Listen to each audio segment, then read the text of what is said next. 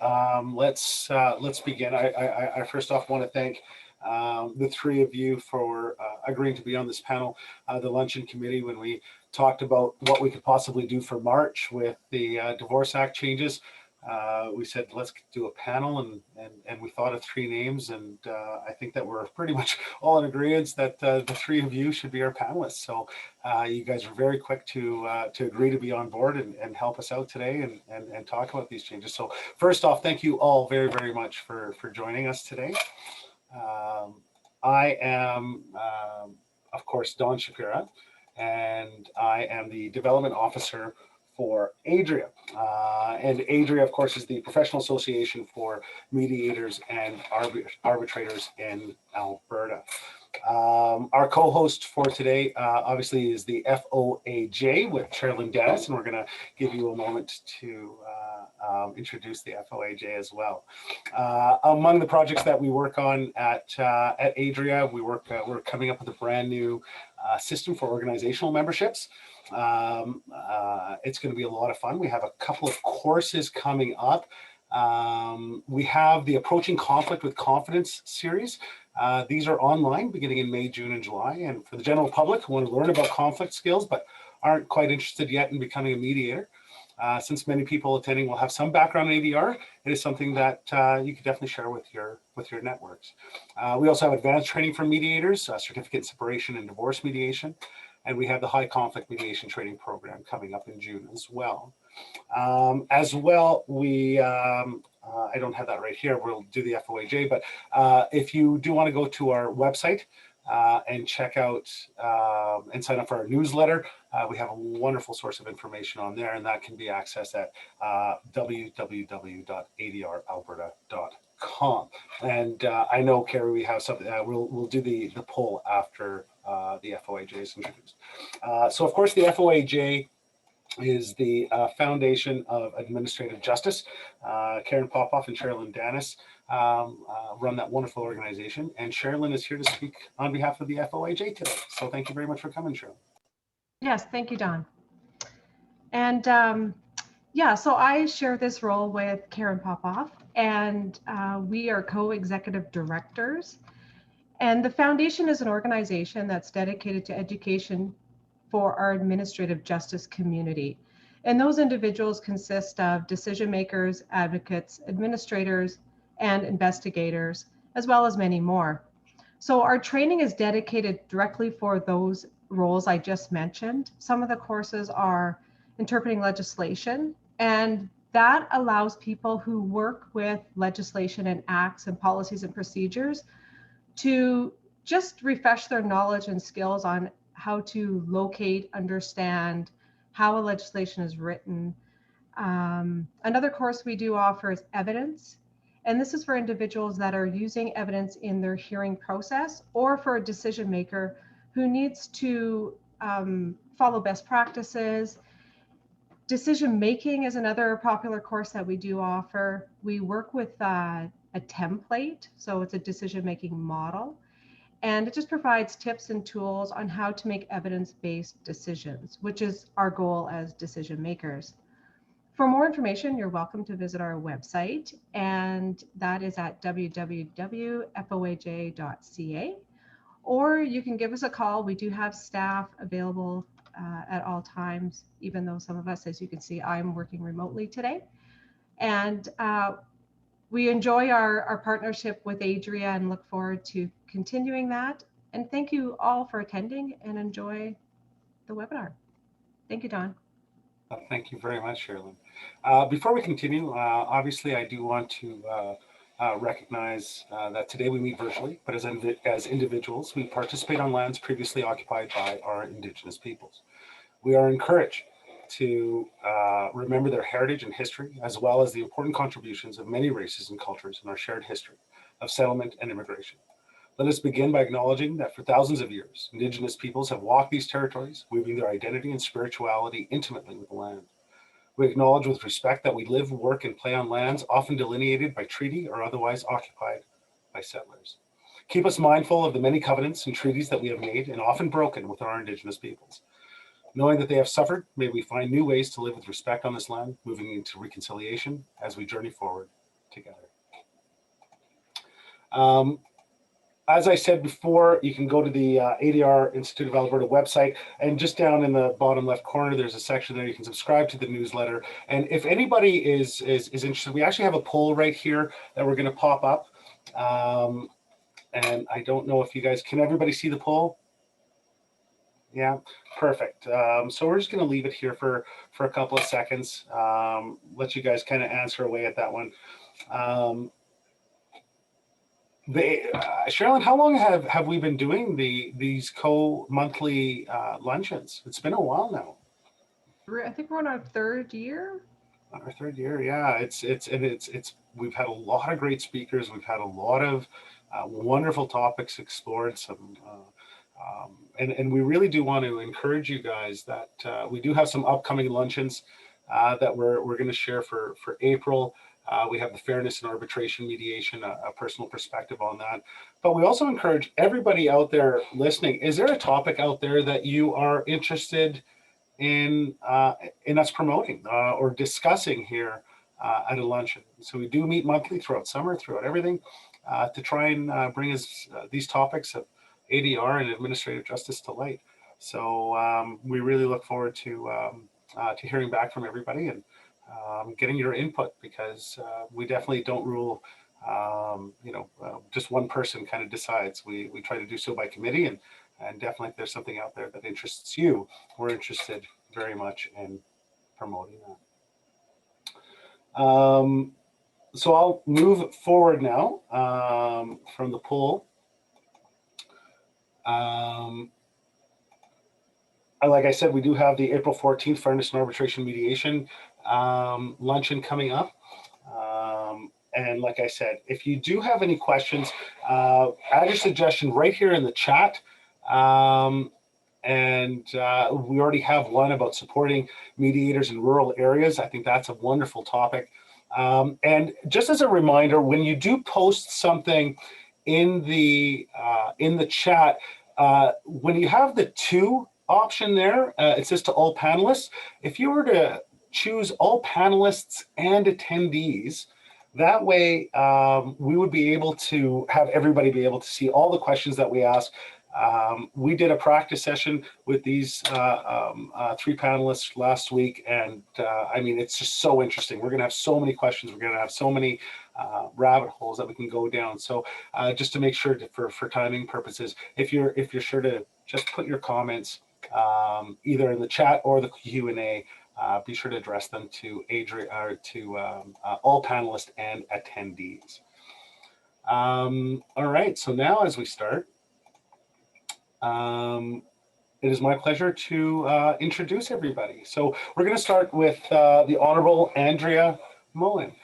So in September 2018, the Honourable Andrea Moen retired from the Alberta Court of Queen's Bench, to which she was appointed on January 1st, 2001. Her judicial work involved all areas of the law, including family law, which she believed to be the most important work she did as a judge. I'm going to keep my bios pretty brief, because I know we're going to provide you guys a little bit of time to kind of go through introducing yourselves as well, which is going to be a whole lot better than I could do. So I'm going to leave mine fairly short, but thank you very much for being here, Justice Moen. Diana Lowe is a lawyer with 35 years of experience, which includes legal practice, research and reform of the civil and family justice system in Canada, and most recently as Executive Counsel to the Chief Justice of the Court of Queen's Bench of Alberta. Working with the RFJS and co-parenter and many other projects. And Diana, I'm going to leave that to you to go into more detail for sure. And we have our third panelist, Sharon J. Crooks, LLM. You've been a lawyer for 34 years and a mediator for 20 plus years, arbitrator for 6 years with your chartered arbitrator designation. You're a managing partner of Roanoke Law Office, and you are also the chair of the Alberta Family Mediation Society. So welcome, Sharon. So I'd like to start off by doing a quick, there we go. So Andrea, we've decided that each of you has a few minutes to kind of introduce yourself, to do a whole lot better than I could. So please. Thank you, Don. as a retired judge, what I'm hoping to do today is to give some observations about the impact of the new Divorce Act on judges. And Sharon is going to give you more of an overview of the Divorce Act, so I'm not going to do that here. I will just refer some of the changes. My emphasis as a judge was on brain science. I became very interested in what happens to children when they're exposed to high conflict. Did a study leave, and consequently, my fellow judges became perhaps tired of me talking about brain science all the time. As a Queen's Bench Justice, for those of you who don't know this, we do everything. We do criminal and family, we do administrative law, we do contract, literally everything, and that have disputes. But I came, and I was not a family law lawyer before I was appointed. I was an environmental and forestry lawyer before I was appointed. So I wasn't inclined toward family law. But I came to the realization very quickly that family law is probably the most important thing we did as judges, because we had such an impact on children. So with that background, and what we ended up doing, Diana will talk about in a few moments, so I won't dwell on that right now too. I note in the Divorce Act, one of the most important things that I think is happening is the parental responsibilities, or they call it decision making. They have gone away from the old property words of custody and access, where children were really property, to parents taking responsibilities for their children. And they have put on judges the role of deciding the best interests of children. Now, we used to do that, but it wasn't set out in the Act the way it is now. There are, I think, 11 different things that judges have to consider, and they will have to consider them. They will have to reflect in their judgments all of those things, or at least explain why they are doing something with the child as the center now, rather than being a piece of property that was being handed back and forth. That's one of the really important things I think that has happened, and it comes out of the brain science. I believe in reading the Divorce Act that was taken into account when they revised it. The second thing is that the Act encourages alternative dispute resolution, including mediation, collaborative law, anything else, but basically stay out of court. And if you ever have heard me speak, I say the problem with court is that it's an adversarial system. What it does is set up conflict between the parents, and it exacerbates it. It's just the wrong place for families to be, even with this new Act. However, to be really effective, I think judges need to have training about child development, including brain development, in order for them to really be able to look at those best interest criteria. I think they need to do that. And what you need to know is that people appointed to the court, usually the vast majority of them, have no family law background at all. They don't have any kind of social work or psychological background. So they literally come to the court without any tools to be able to handle these important decisions. They do have something called the National Judicial Institute, which trains them. If they choose, they do not have to take these courses.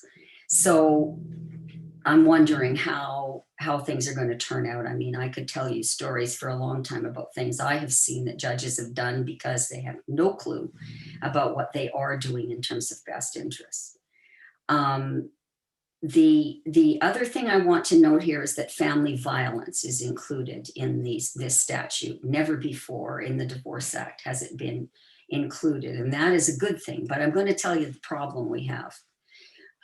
Usually, well, first of all, I learned as a judge that family law lawyers were actively discouraging their clients from talking about family violence at all in their affidavits.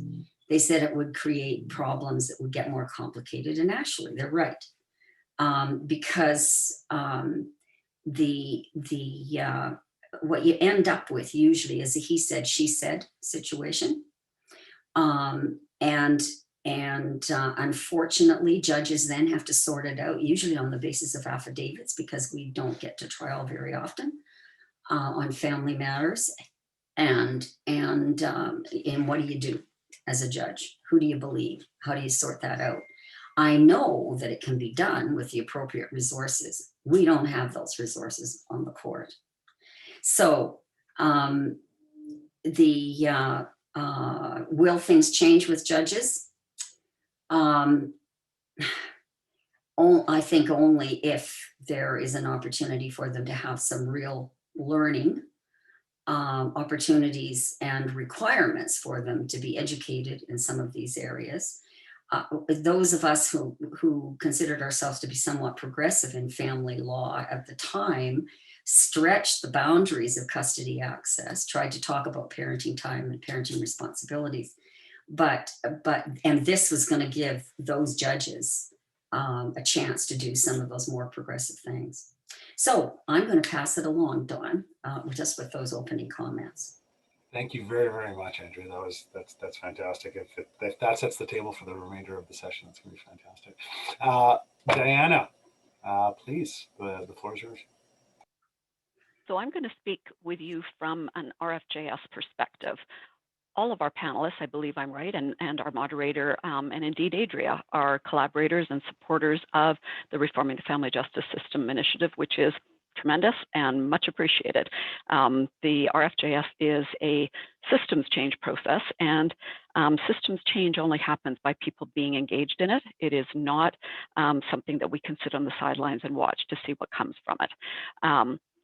What the RFJS is seeking is a paradigm shift away from a focus in family matters on legal adversarial disputes to a focus on better outcomes for families.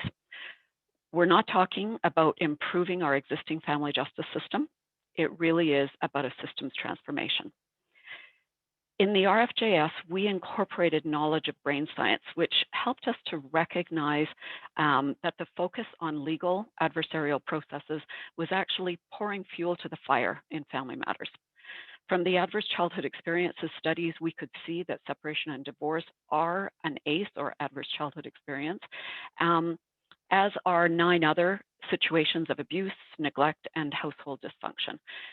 We needed to find ways to reduce the toxic stress and to provide the kinds of supports that families need in order to thrive.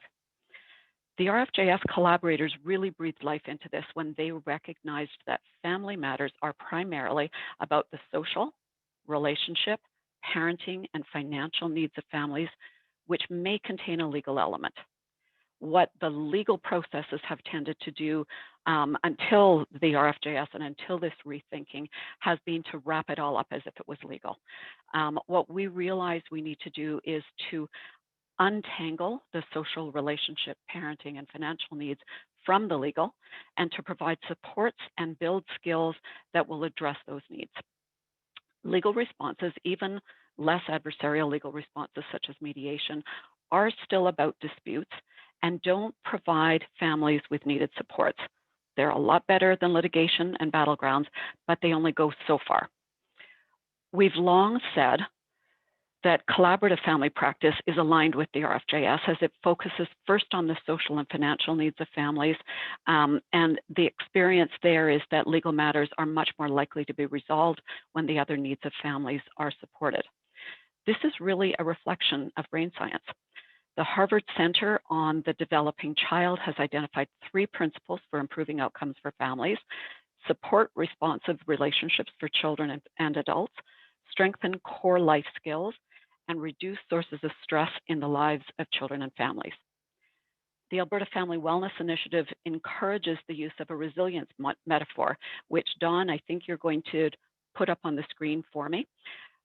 This is the AFWI resilience scale, which adopts the 3 principles reflected here as increasing the positive supports, strengthening skills, which actually helps to move the fulcrum in this scale and reflects an increase in resilience, and reducing sources of stress or negative experiences. The RFJS is working across many sectors to ensure that in addition to reducing the legal adversarial sources of stress, we're also increasing supports and strengthening skills. In other words, building resilience so that families will thrive. Yesterday, some of you may have noticed, the Office of Alberta's Child and Youth Advocate issued a statement of concern about the well-being of children whose families are involved in high conflict custody disputes.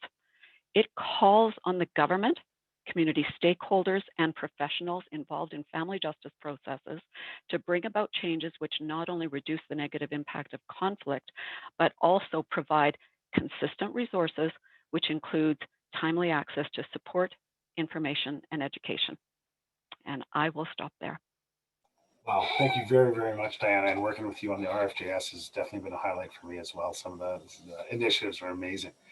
Now, of course, I'm going to introduce Sharon. And Sharon, one of the reasons that we also selected you to be last is because right after your intro, we're going to go into about a 10-minute overview, roughly 10 minutes overview of the Divorce Act changes.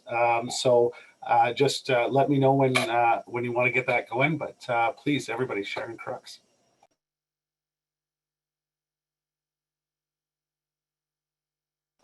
Sharon, you're just on mute. Sorry about that. Okay, there. Can you hear me now? Good. Okay, so I've been interested and involved in mediation arbitration since I did my master's degree in England in 1987. And initially I started out doing international commercial law in New York, where arbitration in particular, but which always has a mediation component in it, was a big part of the international commercial cases. And New York was a hub for that even that long ago. And then when I moved back to Canada and I became one of the directors of the Children's Aid in Hamilton and was doing child protection cases, that was when they were looking at, we were unofficially doing a lot of mediation, and shortly after that they started doing child protection mediation, and Ontario is one of the 2 provinces that does. They have a roster for child protection mediation. You have to train for it. So I did it then, and then interestingly enough, that was in the early 90s, in the mid 90s I did Second World War war crimes work. And the interesting part there is what we used mediation for there was to negotiate memorandums of understanding on behalf of the Department of Justice with the various countries that we were involved in for documentation and witnesses. And I was involved in Latvia and Estonia, but it was very interesting how much that was a part of sort of negotiating and mediating with the Russian government, Latvian government, Estonian government. You know, when I first started, the Russians were still in control, and then they pulled out, and they had the local procurators there. So that was interesting to me. Since 2000, I've been in Alberta and been doing primarily family law. I've represented children through LRCY and previously through Justice before LRCY was set up. I've done a lot of training in that area. I've also done for a lot of years a lot of really high conflict litigation, which is not necessarily rewarding, very stressful on everybody involved. And as I've gotten older and closer to retirement, I've been focusing a lot more on mediation and arbitration. In particular, the one I like is MED-R, because with mediation, people can back out of it if there's no way to enforce it, especially if the parties don't have lawyers. And if you do mediation with a limited arbitration function, in my experience, I am often able to settle everything in the mediation phase, and then I just open the arbitration. I swear the parties, I put on the record what they've agreed to, then I can produce a consent arbitration award, which the parties can turn into a court order on application. And so for me, and in my experience, that's been the one that has been the most effective. The courts are or have been very supportive of that. And since my focus has changed more, I've been really interested in the trauma-informed practice in terms of mediation. So I've already done a lot of training in those kinds of areas in terms of mental health and personality and addiction and children's, children's stuff. So it's a pretty smooth transition for me that I really like. One of the things I think out of this Divorce Act that the government should be looking at is mandatory mediation. I wouldn't say training, but an information system. In Manitoba, they already have this. And it would be similar to the PASS course, although there wouldn't be testing, because a lot of people, the problem is a lot of people that are going through this don't really understand what alternative dispute resolutions are. They don't know how they work. And the same goes for a lot of lawyers that haven't used this as well. You know, they don't understand what their role can be in mediation. I mean, arbitration is a little clearer because if you get to arbitration, it's similar enough to court. Most lawyers can figure that out. But mediation, if lawyers haven't been trained in it, they don't understand. That's one of the things that a mediator can do in pre-mediation, and you do a pre-mediation session if counsel will attend, as well as if, as you do with the clients, then you can sort of educate counsel about that, what their role is, because their role can be very important in doing it. So I guess those last two are sort of my bugaboos. Having done court for such a long time, I always tell my clients that court is your last worst option. You know, it's your family, you need to work it out. And I try and explain to them that courts, at least our courts, were set up for contracts and criminals, and they don't do families well. So with that, if you want to start the slideshow, just to preface this, that this is going to be a very brief overview. I'm not going to go through everything. The slides will be available. I'm not sure. I think Dawn said they're going to put it up on the site if people want it for reference. But this is going to be a very fast overview. I'm not going to go through everything. And in some cases, the slides will almost speak for themselves. So Dawn? Okay, the first thing I wanted to talk about is jurisdiction, because I'm talking also here to people that are just mediators or arbitrators that may not be lawyers. The very important thing is to remember that this only applies to people that were actually married, not common law, not interdependent partners, and so that it doesn't apply there. And the above changes, they bring the Divorce Act more into line with the Provincial Family Law Acts all across Canada, and most of the provinces have those. And the other thing is that the definitional and language changes, which reflect this new linguistic approach to parenting, will result in case law interpreting the updated language. And as this new case law develops, it will likely affect the interpretation of the provincial acts across Canada. So Dawn, next slide. And so the objectives, very briefly: promote children's best interests, address family violence, the further poverty reduction. While there are not significant changes to child support, there are to some enforcement and information availability, and their increased accessibility to the family justice system. And most of the changes focus on the parenting arrangements and the new language and definitional changes, which reflect this new linguistic approach to describing parenting. Next slide. So what's not changed? No substantial changes to the rules around determining the amounts of child or spousal. No changes to the grounds to divorce, the jurisdiction. I'm not going to talk about exceptions. You can read that. The sections are there. And there's no change to the basic variation process. What I did want to point out is this website at the bottom, the 2021 Divorce Act changes. Justice has a website up where it will tell you article by article what the changes are, and it compares between the new act and the old act. So I would commend that to everybody to have a look at. Next slide. So the linguistic changes with respect to parenting, Justice Moen touched on this briefly, that the act turns away from possession towards a language that reflects parental responsibility, and it reflects the language of mediation that's already been taken up in the provincial courts of Alberta, BC, and Nova Scotia. And so custody and access are no longer the terms used. It's parenting order, decision-making responsibility, or parenting time.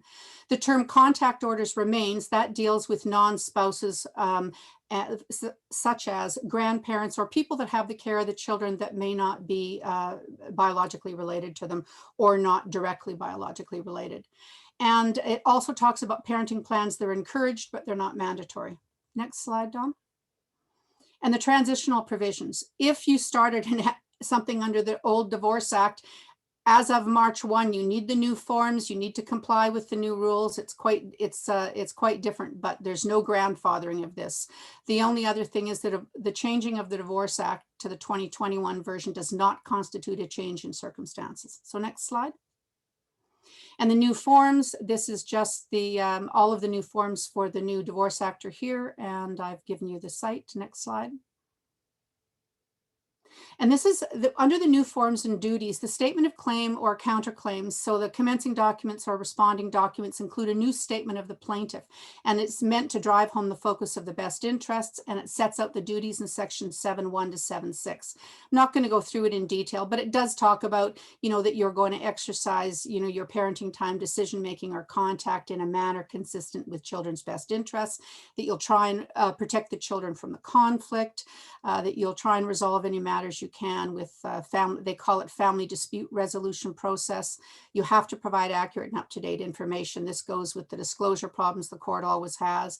And if an order is made, it says you'll comply. So they're trying to turn people's mind to it. Be interesting to see what the bench does with it.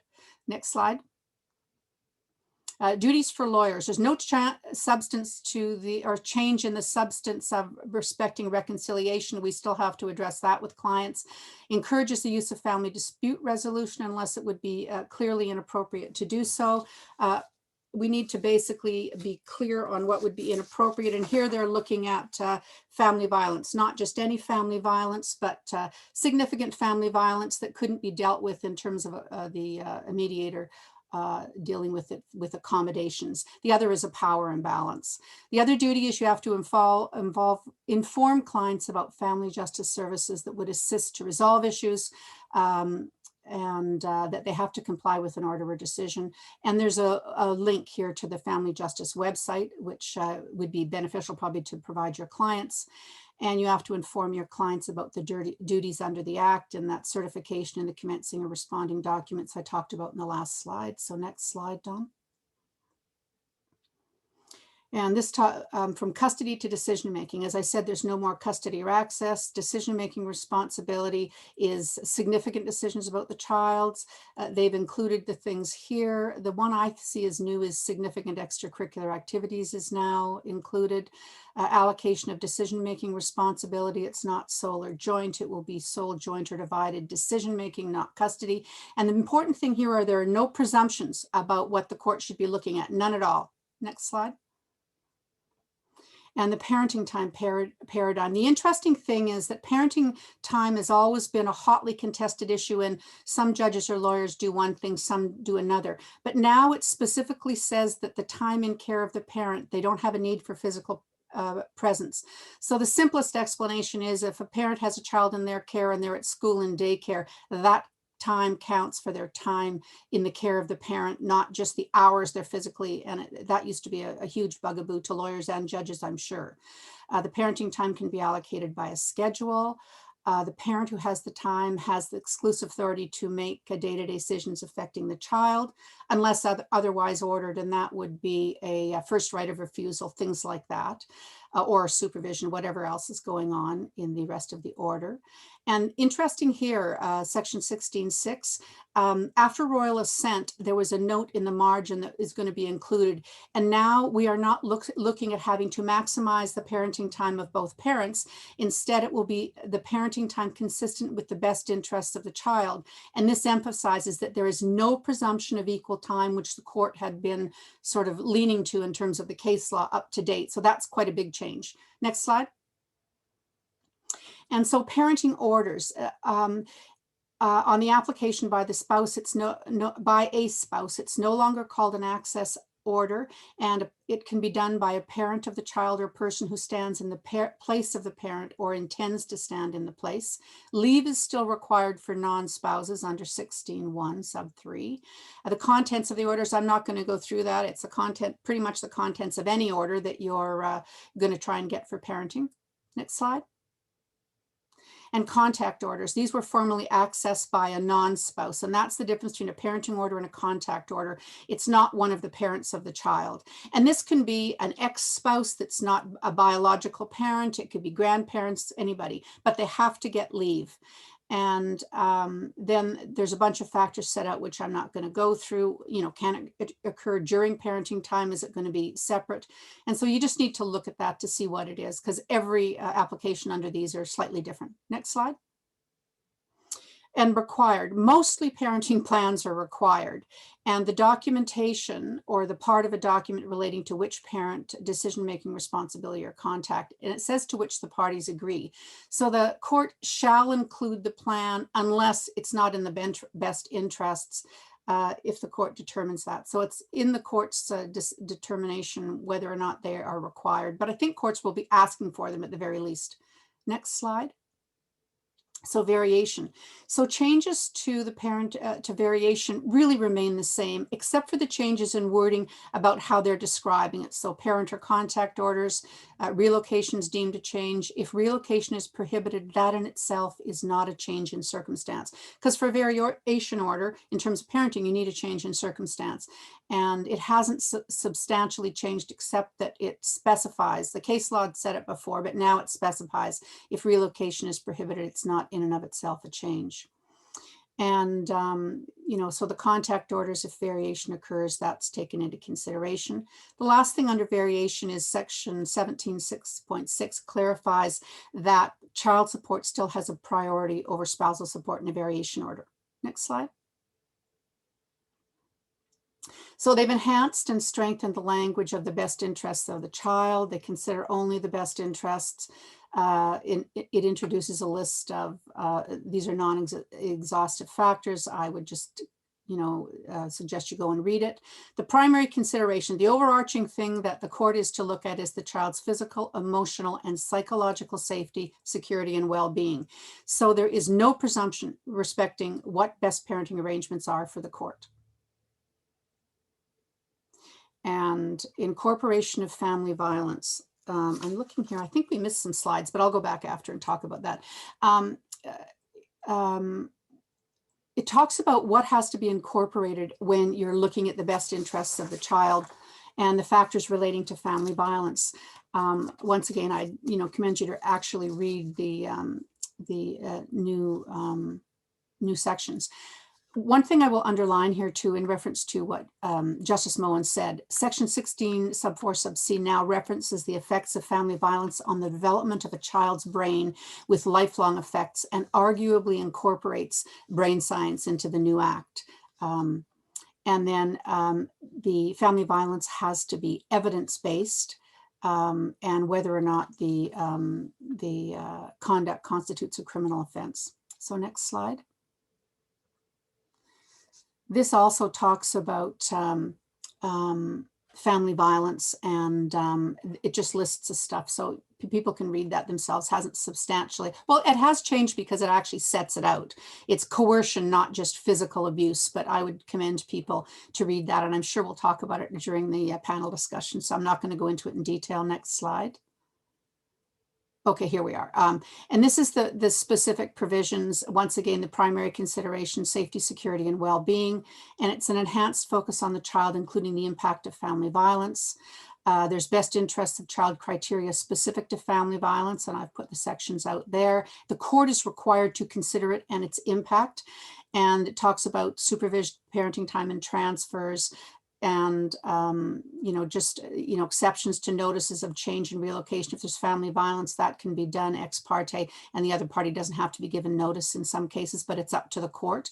And the last one here is important: a provision to promote coordination between criminal, child protection, and family cases. So next slide, please, Dawn. So this talks about judges are under new duties, and 7.8 is a really important section.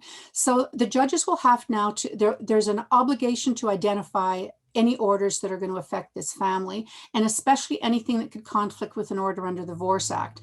They want you to coordinate proceedings. In particular, they're looking at family violence here, where there may be an order coming out of the criminal court. So they'll also be looking, are there any civil protection orders? Previously, these were given under the Emergency Protection Orders Act. Now it's under the Divorce Act. So it's going to be, we'll see how the judges handle it, or justices handle it there. So that's the civil protection order. The child protection order is under the Child, Youth, Family Enhancement Act, or the Protection Against Family Violence Act. Are there any existing orders there? And then criminal proceedings, are they under a recognizance or any prohibition for contact? And then they define the civil protection order. And then there's new information about how people will get this information. So slight segue here, I'm going to be doing, I believe, a training course for some of the prosecutors, because they're very interested in how we do this. And if we can help to get the people that are prosecuting family matters that involve domestic violence and coordinate somehow between the crowns that are doing this and the judges that are doing family law in terms of some wording that would facilitate not having to go back to court, because that's an expensive and difficult process for a family lawyer to go back into criminal court and ask to change either recognizance or no contact provisions. So we need those orders to allow a judge that is dealing with the family to be able to make an order. And I would think, provided they have had access or viewed the criminal order, so that the judges are aware of that. So this is a very important new duties for the judges and for the lawyers in terms of making sure all this relevant information is in. Next slide. And so relocation, this talks about the framework. This wasn't in the last act in any kind of defined way, because last Divorce Act was such a long time ago. There's been case law developed, but it just means, you know, if someone is relocating a child and it's going to affect someone else that has other parenting time or decision making. So they have to notify the other parent, and there's some criteria around that. So if we can just go to the next slide, I think it explains it. Yeah. So this is the mandatory notice provisions. And I've got this explained a little more detail in the next slide, but they must include that. Just go back for 1 sec, Dawn. They must include the notice to the people that are relevant, that have parenting or contact orders. And the court can direct that these requirements don't apply in cases involving family violence. So what I talked about for that's 16.8. Next slide. So this just sets it out. The notice of change of place of residence. There is an actual notice with a form, and here's some of the legislation. If it has a significant impact on a child's relationships, then it's mandatory. Both parents have to notify the other in writing at least 60 days. The exception is the risk of family violence. But it's really important to note here, these notice provisions under the Divorce Act only apply if there is an order under the Act related to parenting responsibilities, or there is an arbitral award or written agreement. I don't know if written agreement will apply. We'll have to read the section. But where the person has custody or access, parenting time, decision-making responsibility, or contact under the Act. So next slide. So a person who is given notice of an intention to relocate may do so as of the date referred to if the relocation is authorized by the court, or if the person with parenting time or decision-making responsibility who has received the notice has not objected within 30 days, or there is no previous order prohibiting the relocation. And lots of the final orders in parenting have a prohibition on relocation. And here's some forms here that you can look at. So next slide. And the burdens of proof. This section sets out the burdens of proof. I'm going to talk about that more in detail on the next slide, but this is the actual wording. Oh, one back, Donna. They've added a best interest facts are specific to relocations, and they've just included a bunch more stuff. So I would, commend you to read the sections. Next slide.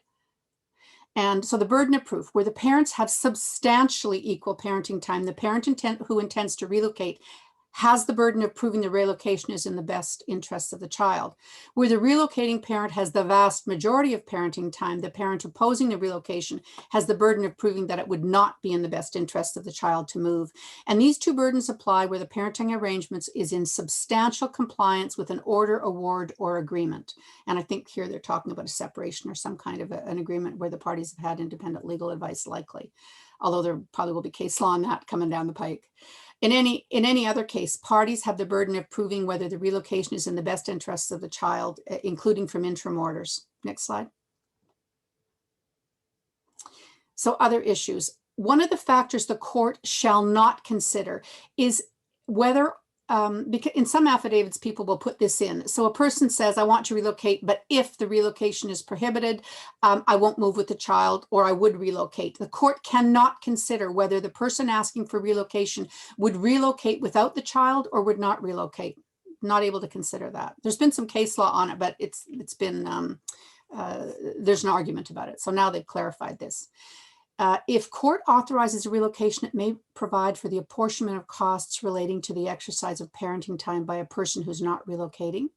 And a relocation of a child is deemed to be a change in circumstances in an application to vary a parenting order or contact order.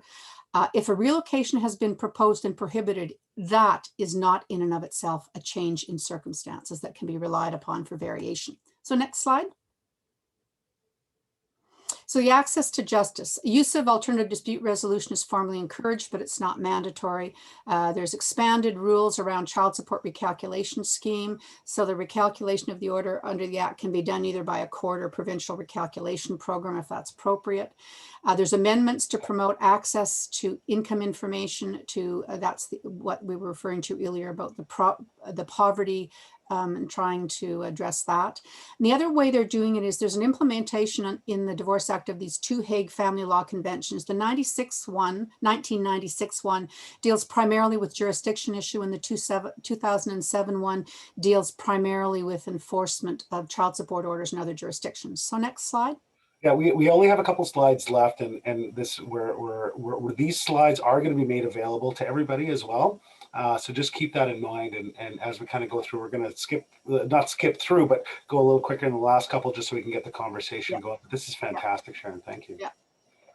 And the jurisdictional rules, they've changed basically the substantial connection to habitual residence. And I'm not going to talk about the rest. You need to read it, because if you've got, a relocation, you're going to have to be reading these rules anyway. So next slide. And interjurisdictional support. This also talks about the reciprocal enforcement of maintenance orders. That process was very long. There was a provisional order made in the applicant's jurisdiction, a provisional order confirmed in the respondent's jurisdiction. That's being changed. Once again, that's a very specific thing. You're going to have to go and read the Act if you're going to do that. So I haven't set it out in detail because this is just an overview. So next slide. That's it. That's Yay! It. That's the slides here for sure. Okay. And it's we had a lot of questions throughout that as well, and I really do appreciate that. And again, for everybody, these slides will be made available to you, but I'm really eager here to, and there's some of the questions. There's one about parenting time and decision-making responsibility, and what reports from professionals will be permitted or required. But the question kind of surrounds, they say the best interest of the child. Can it also be referred to as the best interest of your child, or even the best interest of each of your children? So Sharon. I think that very clearly courts do accept reports from specialists. I think because of the more focus on the best interests, I think courts will be more inclined. Sometimes courts now aren't inclined to allow that for younger children because they don't really understand how children communicate and when their view is important. So I think for that part of it, I think, yes, we're probably going to see more of that. And the second part of the question, what was the second part of that question? About what forms would be permitted or required when we start talking about looking at parenting time and decision making in the courts. In the past, it was like child custody and access assessments that were completed by professionals. Is that? I think that they may amend some of the wording for it, but I think it's going to be substantially similar kinds of things that are done. They will probably expand what's happening under Section 7 in terms of different kinds of interventions there, not just voice of the child. They may have, different things done. It's a complicated issue, but I do think that this new act is going to be beneficial. There'll be an adjustment period that'll be painful for everybody, but other than that, it'll be okay. All right, Andrea? Yeah, I just want to add to that the last comment. One of the things that was a big debate when I was on the court, and I don't think it's changed, is judges talking to kids. And one of the things that really concerns me is that when we start talking about professional reports, we're talking about people with money who can get professionals to give reports and get it before the court. Most people that we see in the court don't have any money. It's one of the reasons why there's more self-representation than there used to be. So the big issue for the court is going to be, how do they get the information they need in order to be able to apply the best interest test? And my reading of the Divorce Act is that every child, not just families, but every child has to be considered in terms of its best interest. And that makes sense, because if any of you in families know that your brothers and sisters aren't the same as you, or your children aren't the same as one another. So every child is supposed to be considered. And how do you get the voice of that child? Judges are really reluctant to speak to kids. I wasn't. I talked to kids all the time, little ones too, as young as 5, I think, in one case where a sister was 9. And one can learn an awful lot from that, but you're going to find a lot of judges, and maybe it's a good thing because they're not trained. I have my master's of social work, so I had some background in being able to do this kind of thing. So the implementation, on paper, this is great. But the implementation of it, even in the courts, never mind what Diana talks about on the RFJS, is going to be tricky. Diana?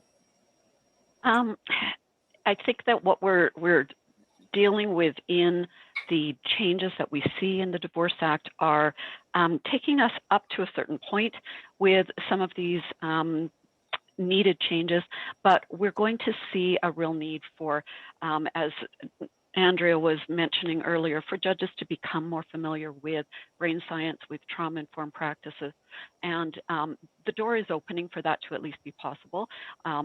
Those of you who know Justice Rod Jerky, who is the Court of Queen's Bench co-convener on the RFJS, he has become Brain Story certified, and that was approved by the Chief Justice as part of the requirement for ongoing education that judges now are required to do. And so the court is able to recognize that training, and there is more and more awareness, certainly in Alberta, about the importance of that.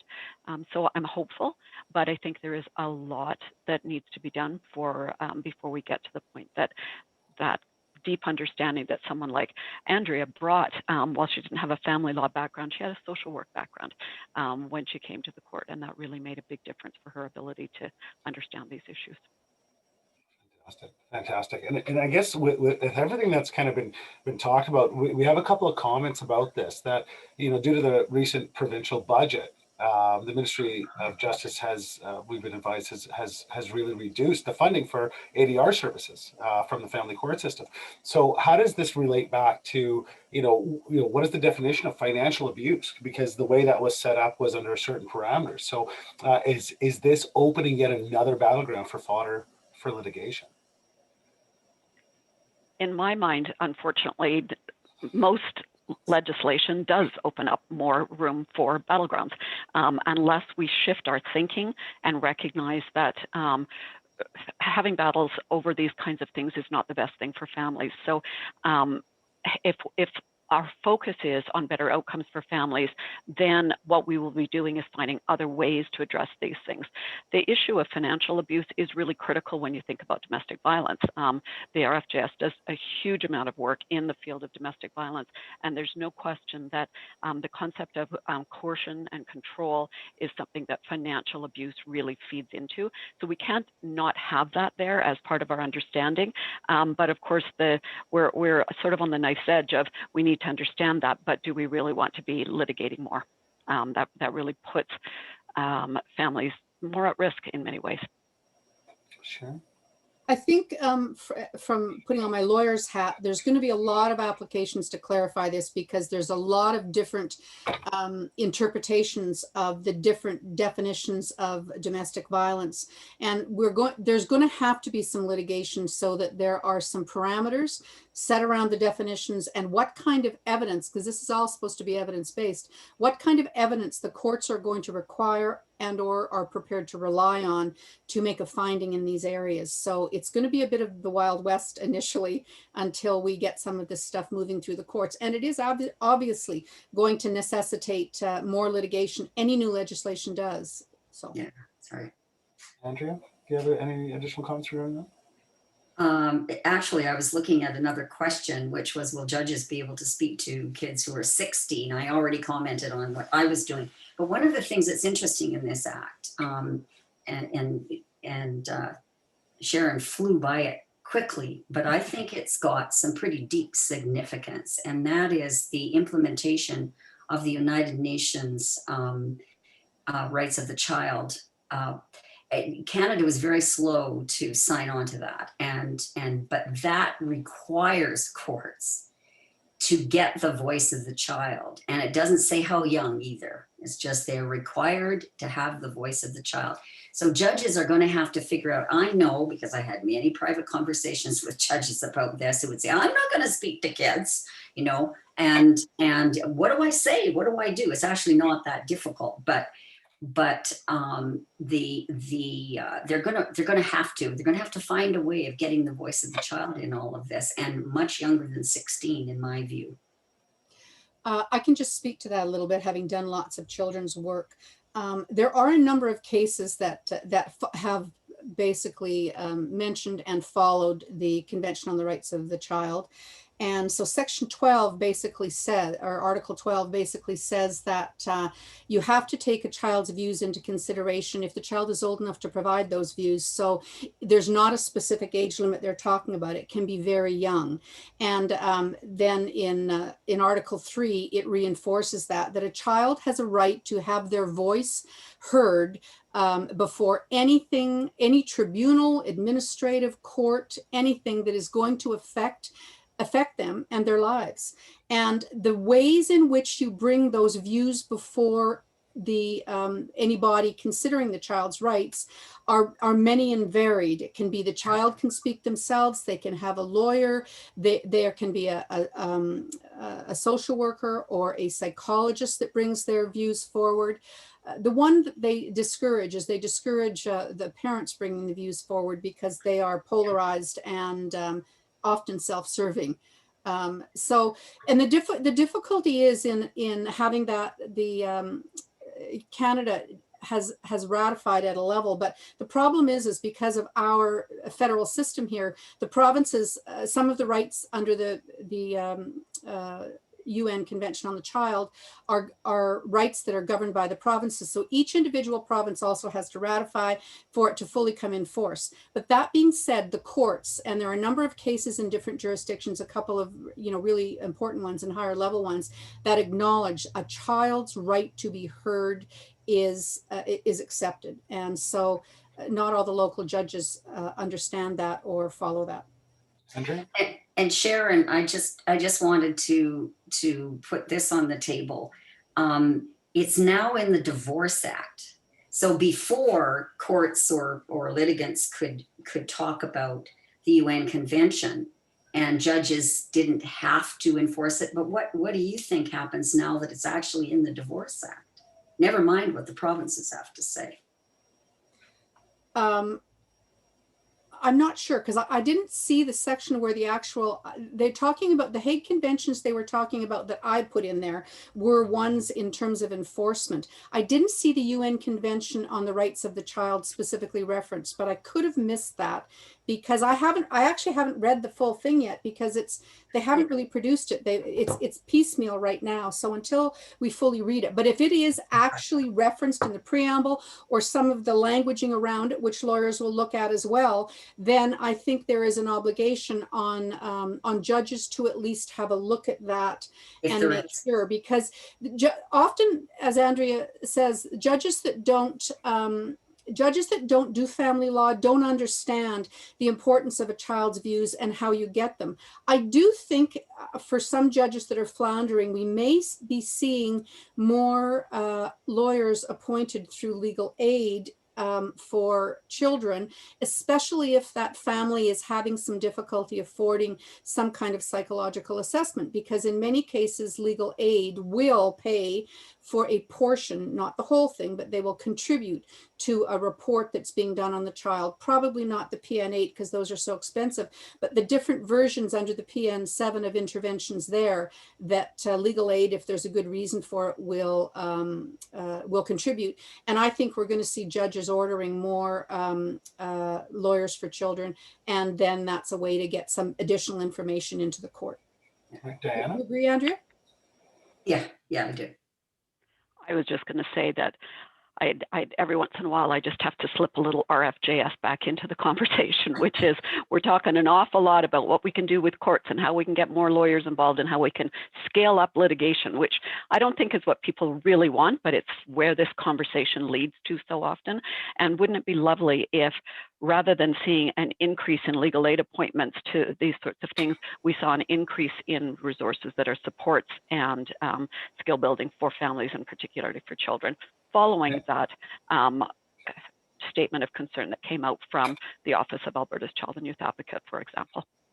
Yeah, and I think that some of the and I'm just kind of reading along with the chat here. There's some great questions with this, and I think that's kind of support the RFJS. There's going to be a sub question here because I don't think this was addressed. But you know, what kind of language needs to be used for a child? And I think that really incorporates the RFJS sort of brain science model, because you know what we want to avoid is the temptation of and to this person's point, you know, that the temptation of the child to have to choose, sort of the feeling of choosing between one parent or the other, and they're talking about even appointing lawyers for children, which again goes against this. So the overarching question, the umbrella that I have here is the changes to the Divorce Act, is this a wonderful leap into the brand new world, or is this step number 2 in a journey of 1,000 miles?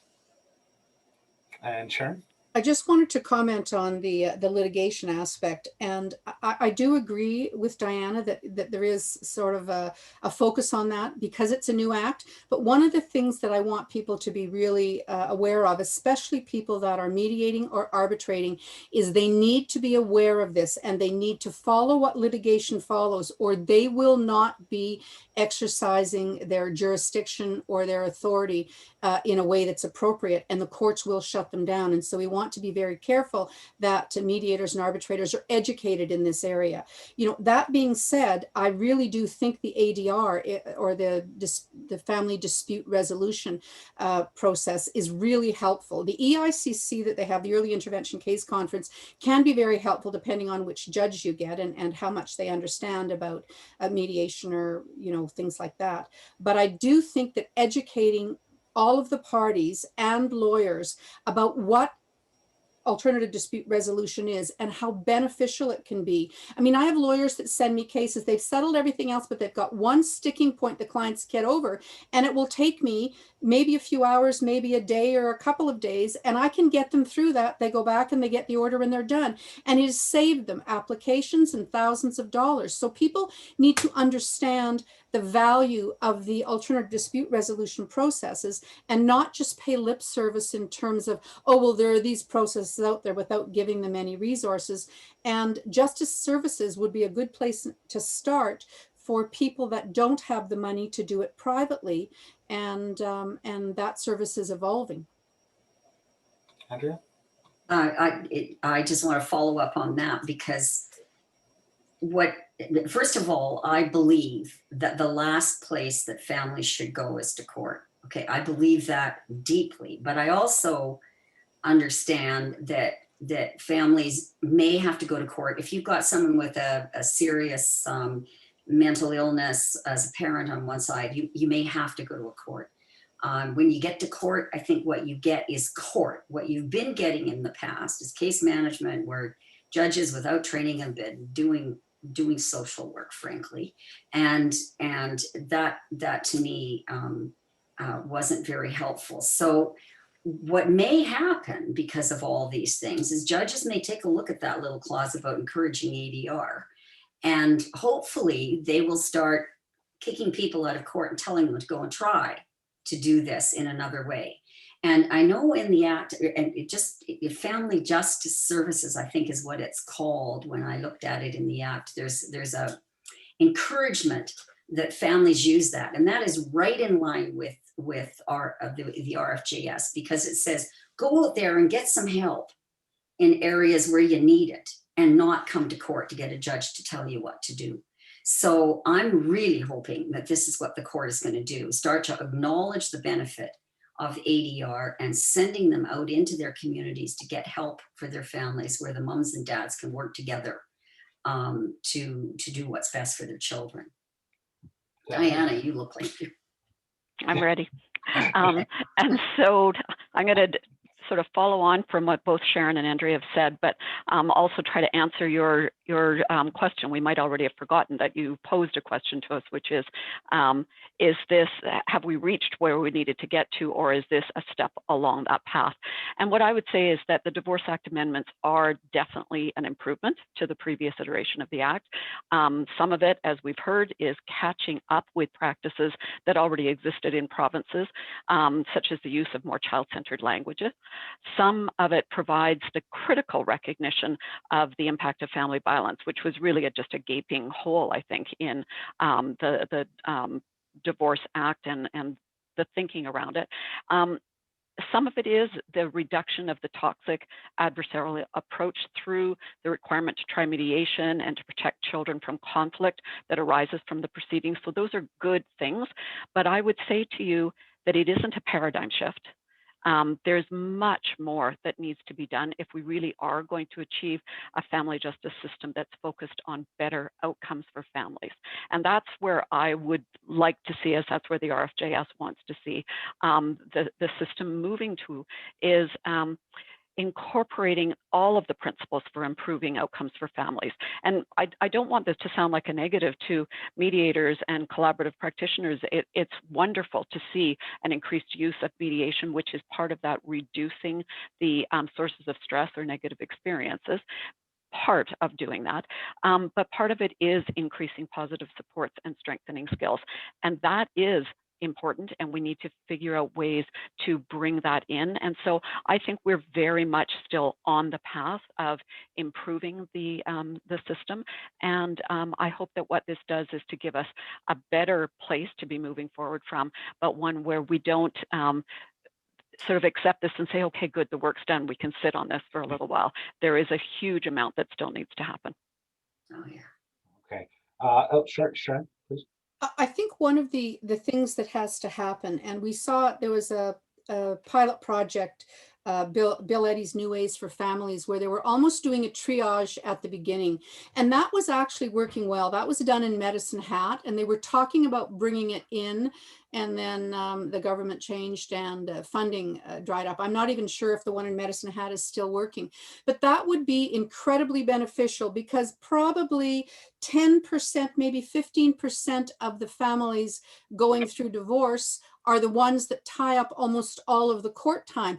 And if we could determine early on which families are going to need the assistance and are going to be high conflict, and then get the other ones out into the ADR process, it would free up a lot of the court's resources. And so, for example, people, and I've done high conflict litigation for a long time, and the people that are high conflict, you're frequently looking at family violence, personality disorders, addictions, and things like that. And those are things that are never going to go without court assistance. In some cases, you might be lucky. You get a really good or skilled mediator that can negotiate through this path with people and sort of keep people in that sort of window of tolerance where they're negotiating or mediating, and they're able to function in their prefrontal cortex, as opposed to their animal brain, the amygdala, which all they want to do is fight. It's all reactive. No party hears what the other is saying.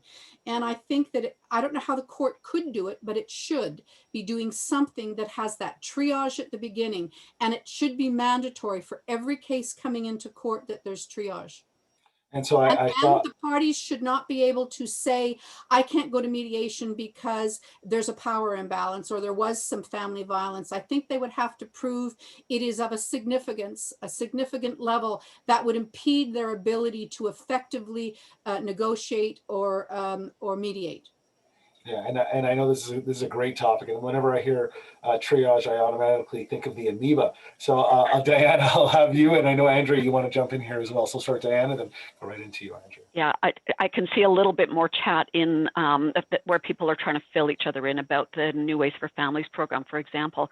So the program that was being piloted in Medicine Hat wasn't continued. The funding wasn't available for it, but I've had recent conversations with Bill Eddy. His High Conflict Institute, which is where all of this work is done, has put their New Ways for Families programs online, as well as training for people who work in the system, including for judges, but also court administrators, mediators can take this. Those programs are now available online, and the RFJS is looking at incorporating these programs into our work. What that program, the High Conflict Institute and the New Ways for Families represents is when I talk about improving skills, because it really is helping families with high conflict. And the Calgary Women's Emergency Shelter is starting to incorporate that in their work with not just high conflict families, but families where there is violence. And they're very excited about the opportunity. So I don't think we want to say it's never possible to see those changes. They have also been part of work that the RFJS was able to make available to bring co-parenter into Alberta for free. Dawn is quickly nodding about this. The co-parenter is an online tool that makes available for families a number of pieces in their platform that help them to better parent their children, to learn how to communicate with each other. So again, this is skills building that we're doing and supports for families. What it went beyond that and does is makes available coaches and mediators. And both Dawn and Andrea, as well as 8 others, were volunteer mediators over a 10-month period that made co-parenter available in the province. We're really, really optimistic about the way that this has rolled out for families. And indeed, the Calgary Women's Emergency Shelter made use of that pilot and created a case study where they are utilizing the co-parenter tool as well with high conflict families where there's violence. And they are so impressed with the change and with the skills that those families are starting to acquire and be empowered to parent their families differently, that they've actually found funding to continue this even beyond the free license. So I think that those are really key shifts that I would be happy to share more information with you about, and that the RFJS is going to continue to try to explore to make available for families. Yeah, no, I mean, it's a fantastic program, and I don't want to take away the time, but please, Andrea, I know regarding, there's a lot of topics, a lot of rabbit holes, so I'm going to let you kind of choose the one that you're most interested in. Oh, you caught me. Let's, have we answered some of the questions I've seen? So we have throughout. I've kind of filtered them out, but there is one question in particular that I did want to ask from before. So do these changes, we talked about if you're currently in the process, this now supersedes. Great. What about somebody who, will this affect a current parenting order, or something that's currently stamped by the court? And if it gets does this give people opportunity, good and bad, to be able to reopen things that may have already been solidified? No, I can, it doesn't, and it's quite specific, and it's on one of the slides that Sharon had. Just because there's been this change, no, you cannot go in. There has to be a change in circumstances, and that's a legal thing that's been litigated, a legal term, and so there has to be something significant. The Act addresses some things that are changes in circumstances now that weren't before, so you really do have to read it carefully. And I agree with Sharon. If you're doing any kind of ADR, you need to get on top of what's in the Act. It's really important that you understand and that you make sure that the parties in a mediation, for example, understand what their rights and whatnot are. Sharon, I see you want to add. I just wanted to say one thing.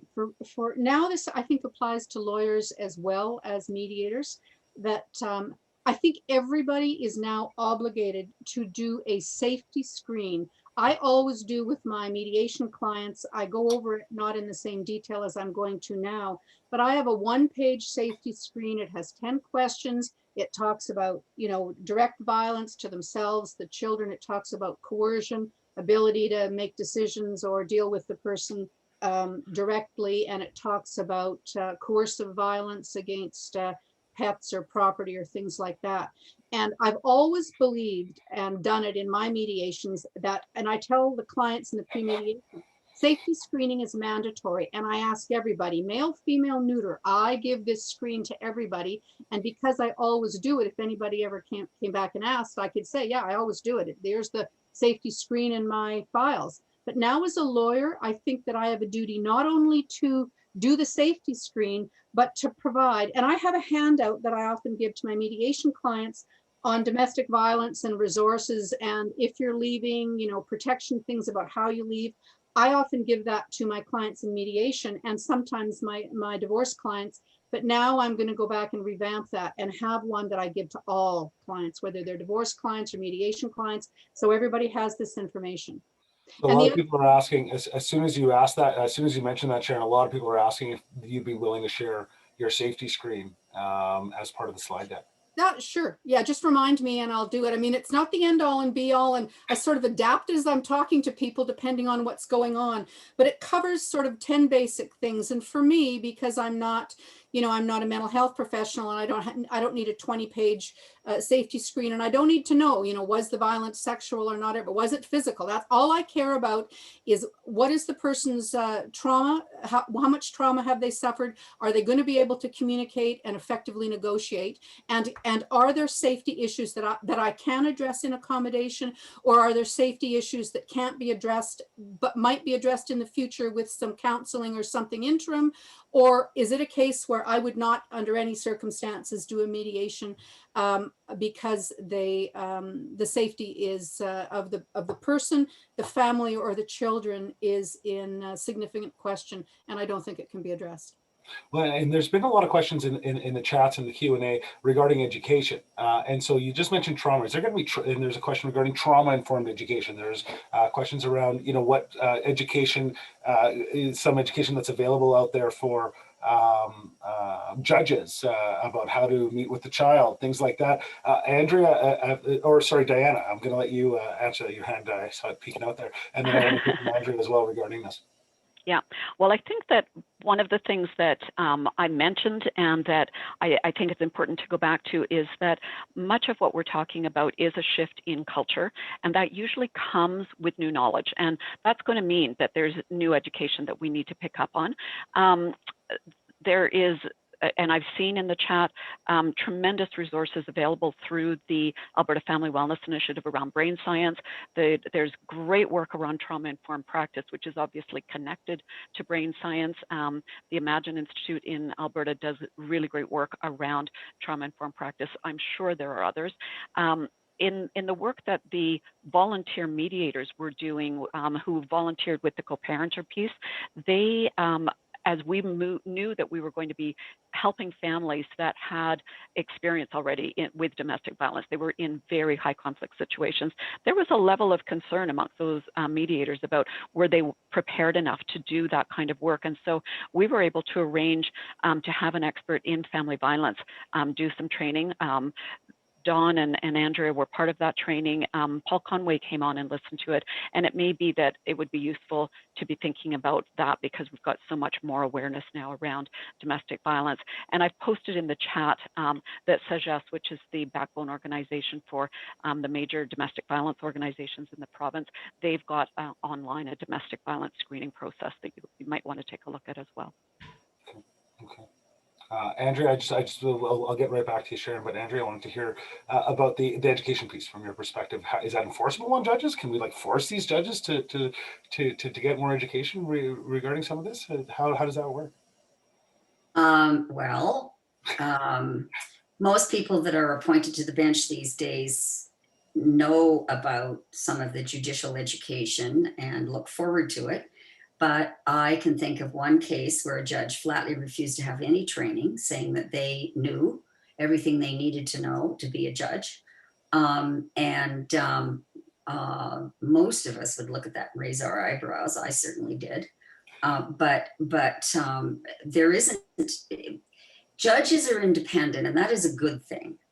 You know, on a balance, it's a very good thing that judges are independent. But the thing is that you will get some people appointed who have some different views about things, or who may believe that because they're a parent, they know about kids, you know, that kind of thing happening. And once a judge is appointed, it's pretty difficult to do anything about it.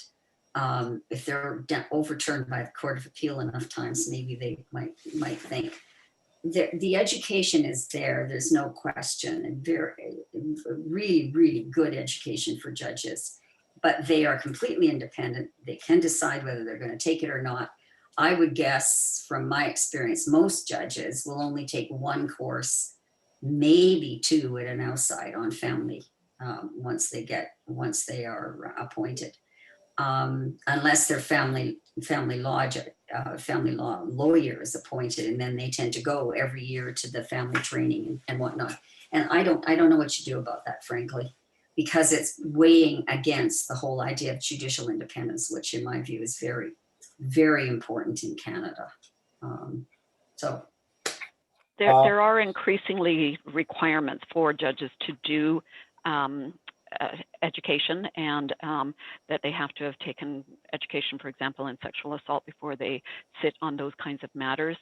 It's been very hotly contested by the judiciary because of the need for independence, and there isn't publication about those details, but judges of the Superior Courts do have a requirement to put in so many hours of education now, and their chief judges sign off on the education and ensure that this is done. And that was the context for my earlier comment about Justice Durkee being able to do the brain science as part of his ongoing education. Okay, and that's great, and I do want to honor that some people do have to leave at 1 o'clock, so I don't mind continuing this conversation beyond that, because this, like I said, this is recorded. Sharon, I do want you to be able to respond to that. I know you had a comment that you wanted to make, and then I'd like you to kind of continue on into just sort of a summation, final thoughts. We have kind of like 7 minutes before 1 o'clock, and I know some people might have to jump off to honor their time and to honor sort of your final thoughts for some of these. For some of the listeners. So please make the comment and then give us some final thoughts, and we'll kind of go from Sharon to Diana to Andrea.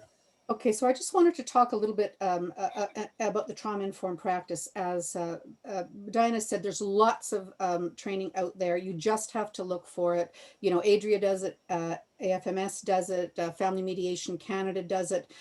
There's lots of writing out there, not just stuff in Alberta. BC's been dealing with this for years and years. And so there's some interesting stuff on trauma-informed practice coming out of BC. And interestingly enough, Australia.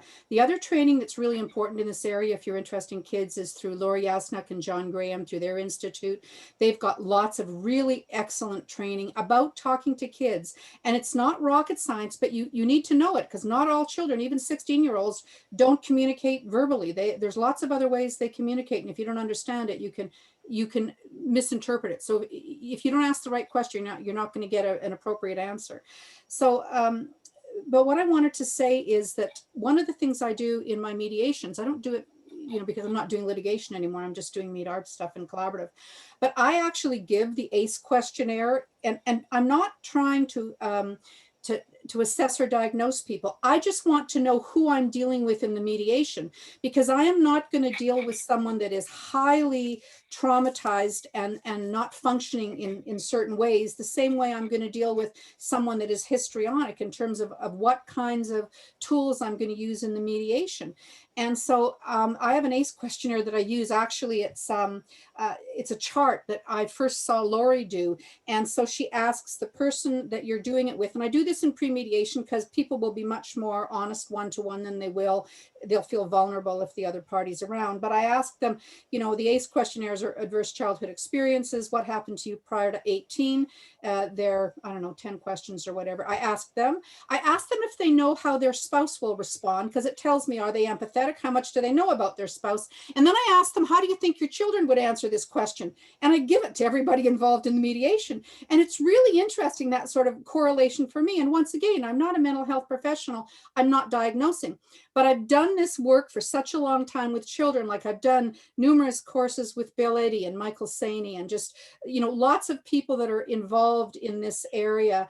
And just trying to narrow down, just giving you a few tools to help can make all the difference. So for myself, I think that going in with some kind of trauma-informed experience or the like really helps me, because I'm dealing with families. And even just the divorce is traumatization for everybody, including the children. And the pre-mediations are so important. I don't think I understood this as well until probably the last maybe 8 or 10 years, that the pre-mediations develop a relationship between you and the client, and they allow them to be much more open and free. And you don't discuss a lot of substantial stuff. You talk about accommodations and what they need and what their concerns are. So that's just sort of my comments. I'm a big fan, as I move closer to retirement, mediation, and for me, just with a limited arbitration function. I don't want to be doing long involved arbitrations once I retire, but the meet arb for me is my go-to, and it makes me feel like I'm actually making a difference for families, much more so than when I was doing the high conflict litigation in 2 and 3 week nightmare trials. Less stressful on everybody. Thank you very much, Sharon. Thank you very much. And Diana, I'd like to your final thoughts. I'm going to keep it really short. My final thoughts are that the road sign is there that we need to follow, which is on a path to better outcomes for families. Alberta has really been leading the way in Canada and in the world in bringing the knowledge of brain science into this work in the justice system. And we can truly say we're leading the way. British Columbia has now incorporated this, and we're working very closely with our counterparts in BC on an effort that they are calling Transforming the Family Justice System, and other jurisdictions are part of it. And the work is still happening very actively in Alberta. You've heard us talk a little bit about Co-Parenter and the High Conflict Institute. We're doing an accelerator process in Grand Prairie to really think about what are those paths, what are the roadmaps that families should be following. So happy to chat more with folks if they're interested about this. And I think that Andrea and Sharon and I are going to put together some of the requests for information and try to share some of those details with you. Perfect. Andrea? I saw a question earlier, which I'm going to comment on, and it's a question about how does, I've just had it in front of me, but now it's got, how does taking education impact judicial independence? Is it not more of an issue of judicial competence? Well, actually, I agree. But I just wanted to say that there is a theory, which I think is less impactful now than it was before, but a theory that a judge should come at every case tabula rasa with a blank slate. And that if you took education, and when this was really hot amongst judges was when we started taking social context training, and the view was on the part of some judges that would bias us in a direction. So, for example, let's talk about family violence. There is a feeling that if we started studying this, that we would, by virtue of the training, be biased toward the recipient of family violence rather than toward the giver of family violence. Yes, in my view, judges should be capable of being educated and sort out what is opinion and what they will take and what they won't take, because there's so much that we need to know. So that's the issue. Are we coming at it tabula rasa? Now, of course, when a judge would ever say that to me, my response was, oh, really? You think that you're sitting on that bench and you're not biased about some things already? Think about it, because we are, as human beings, we are. Our background will have an influence on what we're going to do. So independence, yes, but I think education is really necessary, not just in family law, either in criminal law and other things like that, for us, and not just about the law, but about the underpinnings for the law, how to talk to children in family law, for example, that sort of thing. So, and I just want one more plug. Court is no place for families. I used to tell my clients in civil that court was a crapshoot. I still think court's a crapshoot, and in family law, it's one of those things that's so deep in all of us in terms of our belief about what families are, what children are, how we relate to them, what parents should do. And every judge has that, and it isn't all the same. It does definitely creep into judicial decision making. So it's a crapshoot. Stay away. Go somewhere where you can make your decisions together with the aid of someone else, a family ADR or financial advisor or whatever. That's the best place for you.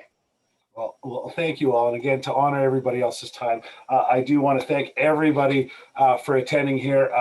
If you guys are willing to stay on after, you can. Again, this is going to be recorded. We are going to post the slides with the 10 questions. Thank you very much for putting all that together. I know Diana and Sharon, you guys did a lot of work in bringing some of this stuff together. Some of the questions that we didn't get to answer, we are going to save these questions, and maybe we can kind of email those out to the three of you and get varying answers. Maybe we could post that on the website as well. Again, I just want to thank the three of you. I've worked with you on different projects, initiatives, and boards, and it is just an absolute pleasure. Your wisdom has been amazing, and on a week where we've celebrated International Women's Day, it's so wonderful to see so many prominent women who just taking the lead in the evolution of change that we need. So thank you everybody for attending. Thank you Andrea, Diana, and Sharon for being wonderful panelists. And this was way better. This was amazing. You guys were like in agreement and stuff. This was awesome. So this was so that's great. But again, thank you everybody for coming. And I think at this point we're just going to kind of continue the discussion, share some more thoughts between us here. So if anybody would like to stay on, you're more than welcome. But again, thank you everybody for attending. So some of the questions, like I said, I guess we don't really have to focus on the questions in there in the chat as much anymore. We'll get to them, right? We'll send out. We're going to save this whole chat and move forward. But just I was really inspired by last week's when we sat down, the four of us, to kind of practice this out. Has there been any more process? Because it wasn't that you guys were in disagreement about anything, but you still had some pretty tight opinions about certain things. So after a week of reflection, how are you guys sitting on some of those based on the discussion that we had last week?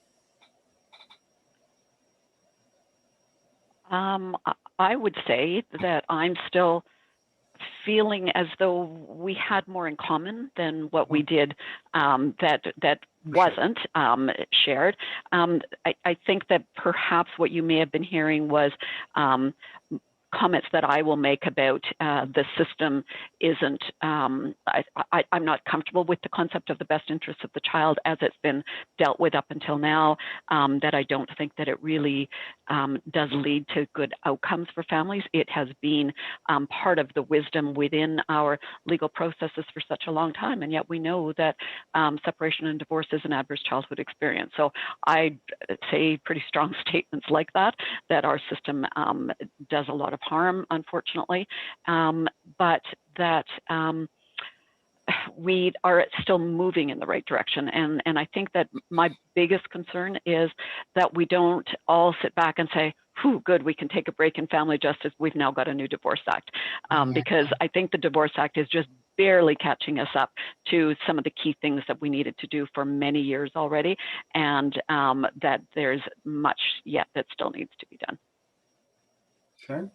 I think that sort of my one bugaboo is and I don't know how they would do this, but I do think the courts need to make sure that anybody that is making an application in court, that there is a mandatory information session on the family dispute resolution resources, both with justice and whatever, and explain what they are, because that lack of understanding feeds people's hesitancy to engage with them. And that includes the lawyers, because lots of lawyers don't know, and they see that maybe the mediation is cutting them out. It doesn't need to. And lots of times a mediation will go better if you have competent, educated counsel that are in the mediation with you. They make the mediation will go better and faster. They have someone to ask their legal problems to. You can, caucus or shuttle or do whatever you want with them. But there is definitely a place for lawyers in this process to support their clients. And so I think that those misconceptions are a huge stumbling block to freeing up resources in the justice system and directing the families that need it and for whom it's appropriate to better and less costly and more time effective resources. Andrea. Yeah, I mean, one of the reasons why people shouldn't go to court, aside from all the others I've said, is the time factor. Because if families could go to places where they're going to get help with their, there's obviously a conflict, or they wouldn't be getting a divorce, or they wouldn't be separating. I mean, and it's probably a deeply felt one. A lot of emotion. Very seldom do you hear people say, well, you know, we just weren't on the same path anymore, and so we amicably separated. I mean, that wouldn't that be lovely? So we really need to find ways, and there was a question in how did we get judges to talk about ADR?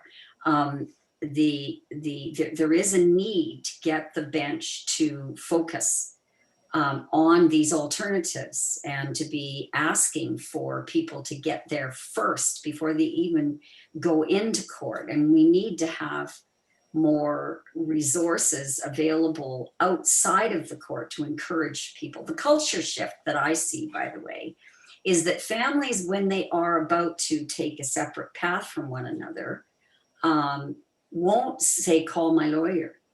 They'll say, you know, the thing that's really causing us a problem is financial difficulty, and maybe we need to go and talk to someone to help us in that area so that when we separate, we're going to do it the best we can. Or we just can't talk to one another. We need a third party to help us talk to one another so they will know where to go to get that kind of help.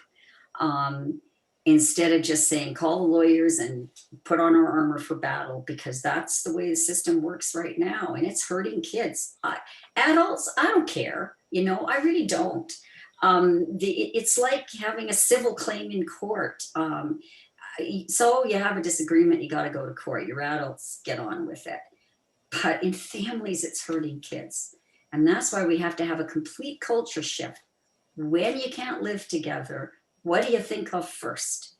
If you think about getting a lawyer, we're still in the old paradigm. If you think about going and getting appropriate help for whatever it is that's ailing you, we've shifted the culture. And I really, now the Divorce Act, the Divorce Act has a lot of language and concepts that have been building and discussed for a long time. And it is going to help shift the conversation, I think. And I think it's going to shift the conversation amongst judges, which will be a good thing. Well, and I think that just to the point of the cultural shift that you're talking about, vocabulary is just such an important thing. And somebody mentioned that in the chat as well, right? Just that, and Sharon, as you pointed out initially, that change from custody, which something that belongs to me, to parenting time and decision making, that is a major shift. And when you sit back and think about it, how does it land on people? So, I mean, we just had these changes implemented on March 1st. It's been 10 days and counting. So, the after effects of this are going to hopefully be reevaluated at stage whatever. But one of the things that's really important is for us to see and start understanding, yes, mediation and ADR services are now being pushed towards, but they're not quite mandatory at this point. Right? Like, I mean, it's your best interests are to proceed through this, but it's not mandatory. Things like that. And, we're taking the baby steps, but is this quick enough? What else can we possibly do as professionals? I mean, obviously we can do these luncheons, we can inform people, but what more can we possibly do? And Sharon, I know I had about 3 or 4 different comments in there, and you wanted to mention something from before, so I'll let you speak too. I was just, I moved on from that, but I just, in terms of mandatory, the courts, they really went through this a lot when they were talking about child protection legislation, because they didn't want anything to be mandatory. And the thing that people miss when they're talking about this is sending people to mandatory mediation does not mean you have to reach an agreement. It just means you have to go. And in my experience, once people are exposed, even if they're not thrilled to be there, you can make a huge difference, and they understand this is a collaborative problem-solving approach where you're engaged, you're valued, we want to hear your voice, not like court where it's your lawyers speaking and it's a battle of the lawyers half the time and how they phrase what you're doing. And the other comment I'd wanted to make was, I'm not necessarily known for being that user-friendly with my own clients, because I have pretty strong opinions and I represent a lot of kids. So I've always, for decades, I guess, had the conversation with my clients that your children are not your possession. They are allowed to be in your care for as long as you are doing a good job.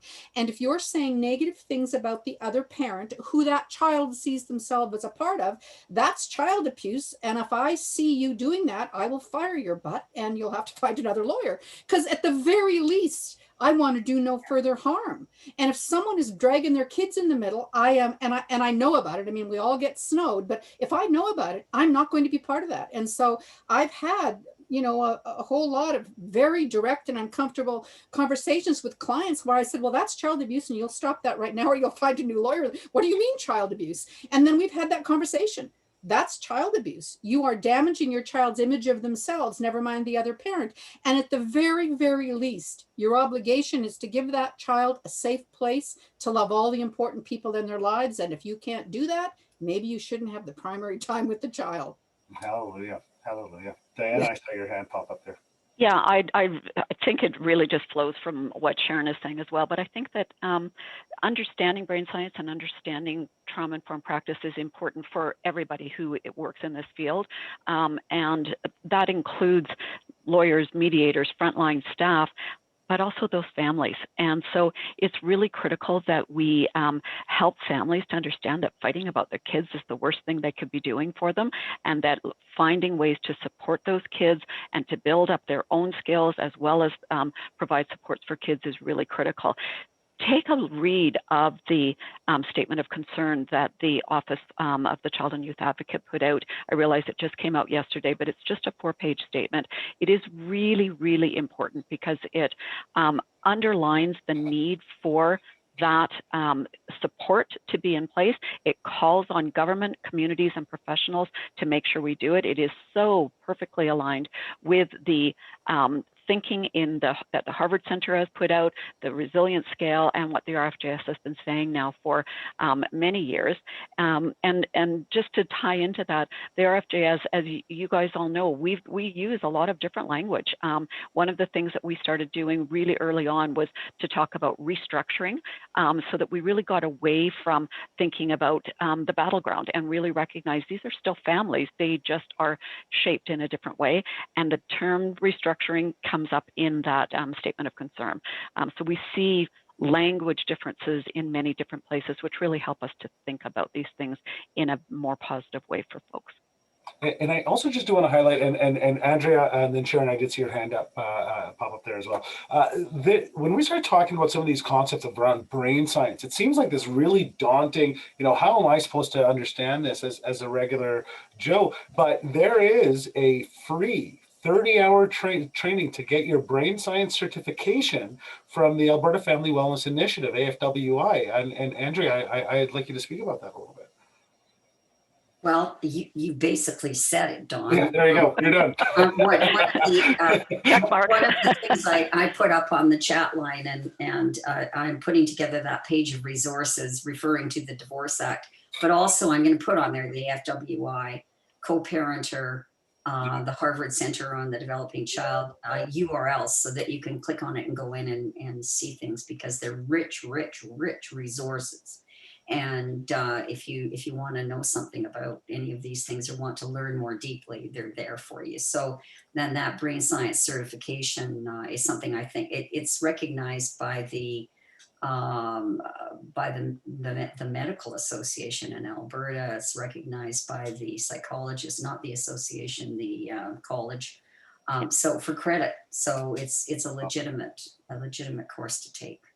Yeah, and recognized by many around the world as being like a standard. And what it does is not just let you put a certificate up on your wall, although those are nice things to have, is it really creates a common understanding of these important concepts, so that as a lawyer is speaking with a social worker, is speaking with a healthcare provider, they are all speaking the same language and able to help families in a way that's coherent for them. And I think that's really helpful as well. Yeah, and we will say, somebody just put out, will the resources for the course be sent out? Absolutely. You could just even Google right now brain science certification from the Alberta Family Wellness Initiative, and it's going to be right there. And you know, it's funny because I heard a stat that course is actually well more used internationally than it is here at home in Alberta, even though it was created here. So it's about self-promotion. I think that this is a really good thing. Let people know about these things. Let people know about the initiatives of the AFWI. Let people know about ADR. Let people know about the Alberta Family Mediation Society. And as that conversation changes, that's part of the cultural shift too, right? And I think that's an important part. Andrea, and just one quickly, on the AFW site, there are a couple of little videos, one about building brains and another one about resilience, that are just excellent because they're so easy to understand. And yet I remember talking to someone from AFWI at a conference who said that they had used this to show it to some Indigenous people who were having all the usual problems, and they came away saying, "Oh my God, now I understand what happened to me." You know, so that was the Building Brains one. It's so if you can use these resources with your clients. And there are more and more of those kinds of resources all the time. There's a national initiative that the Canadian Centre for Substance Use and Addiction recently did, building on the AFWI resources, and they've put together some videos. The National Society for the Prevention of Cruelty to Children, which is kind of a funny concept to us in Canada, but that is a British, long-standing British charity that works on family well-being. They've done some additional videos, and people like Justice Durkee, and I hope other judges, they actually tell the litigants in their courtrooms that they have to go and watch those two videos that Andrea was just speaking about, to start that grounding around brain science with families. Sharon, I'd like to hear from you. And that, well, the two videos that you were referencing, the one in particular, it's about a 4-minute video on building brains. You can link to that, and I have a link on my site to it, and it's helpful when people are searching. And it's a really quick 4-minute video, but it really does open people's eyes. And in many cases, I've sat with my client in an initial interview and made them watch it with me, just to make sure they watch it if I think they really need it. Absolutely. Yeah. But the other thing I wanted to talk about, following on what Diana said, is that it is really important for the parties to sort of understand the effect and the process. And so when I'm going to be mediating with someone, and I haven't really done it with clients because I'm not doing litigation anymore, but when clients are negotiating, is to sit down and explain to them what the window of tolerance is and how their brain acts and how they are not able to effectively hear, you are not able to effectively compose a response or effectively mediate when you're outside that window of tolerance. So in my pre-mediation, I have that discussion with my clients. And I actually have a really cute little picture, part of which I got from somewhere else, the internet, and then I added to it, but a picture which sort of explains that. And then I talk to them about, when I feel you getting outside that window of tolerance, what are some things that I can work with you on to bring you back in, because you want to effectively mediate. And if you can't, and I see you can't, that you're getting shut down below that window or elevated above the window, what are the things that I can do? Like what are the things I can do to like shut that trigger down or do whatever? And I find people are surprisingly open to that. Even people who probably have some mental health or addiction issues, they're actually really interested in that and a bit about the science behind it. And so I take some time in my pre-mediation to do that. And it's been really effective when someone start to go into orbit to say, oh, let me just stop you there. Remember we talked about, and sometimes it's simple about saying, let's shift back to the left brain. Let's stop that. It's not helping. What's your proposal? And then we get into the proposal, counter proposal. But it's an interesting thing, following on what you said, Diana, that people, the more educated they are, the better it is. And it's not like this has to be some mysterious process that they don't understand the part of it, you know? And I think that's a really good point that you're making there, Sharon. And it's, we're looking towards people specific, like judges. Where is their education coming from? Where is it going to go? We also have a question about the unified family courts. Where is that a dead idea? The whole thing is about, are the lawyers educated? The voice of the child, psychologists for voice of the child are now charging $9,000 apparently, just as a retainer. Like it's. But you also have, as just the regular person, the regular listener, you have the opportunity to get educated. You have the opportunity. There's the resources that are out there. You go to, you can learn some stuff from Adria. You can take some courses there, even if you're not interested in becoming a mediator. You can take the brain science certification, and that's free. So there's also a responsibility, yes, to the system that we uphold, and that's our job. But there's also a responsibility that we can undertake ourselves as regular people, especially if we're going through it. I'm going to have that kind of be the last question. So, to wrap things up, I know I so appreciate the fact that you guys stayed. It's what's going to be about half an hour after the fact, but so we still have 43 people still on here. That's good for you for sticking with us for so long. But Dan, I did see your hand pop up, and some closing statements from you guys as well. Sure. Well, I'm impressed with all of the participants still. That keeps me going as well. I said earlier that systems change requires action and participation. It's not a spectator sport. And so I think that it really underlines that we all have opportunities and responsibilities to be part of the change that we're recognizing is important. And just one other little resource, and we'll maybe add this to the list of resources that is available, is that there is a publication in Alberta, the Divorce Magazine. The publisher of that magazine also hosts regular meetings in Edmonton and Calgary, which are now online and allow both professionals and members of the public to kind of inform each other about some of these key shifts. And they've really incorporated the support and skills building that is part of the RFJS into their work. And they have a symposium coming up. And I know Dawn is speaking at it. Justice Jerky and I are both going to be doing a keynote address at it. Those are the kinds of kind of grassroots ways of learning about these things that are important. And we'll put that information into the resource piece so that people can see that as well. All right. Andrea? If you have anything to do with clients, keep them out of court. And lawyers can do so much. I mean, collaborative law was something that for the longest time, I remember other lawyers saying, oh, well, I don't want to do that. I'm not going to make any money if I get people to collaborate. And in fact, they made a lot more money. So, I think it's the right thing to do to keep your clients out of court. Stop destroying children. Thank you very much. That's not much of an endorsement for court, is it? Well, and especially coming from somebody who's just had the experience on the other side of the bench. I mean, that's it's very, very profound. It's definitely leaving an impression. Sharon? I thank everybody for coming. It was really enjoyable. I always love this, that at a panel like this, there's a lot of cross-pollination. So I always learn stuff, which I really enjoy. I think that as this forward and I move into retirement, it's sort of motivated me. And one of the things I might do is devote some time to the justice services. So because I think that one of the reasons I still do a lot of the children's work for LRCY, because it's like a quarter of my hourly rate, is that I think that giving back pro bono was good, however you do it. And so I always felt that was sort of part of my giving back, was representing children, and that they are entitled to have senior counsel that have the education experience.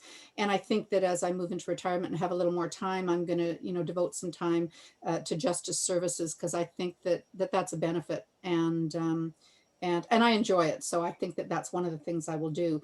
The other thing is just to mention that AFMS, I'm the chair this year, and we're looking in our education committee. We're setting up a series of 6 luncheons. We haven't finalized the topics yet, but they're going to be really practical things for people that are doing it for mediation and arbitration.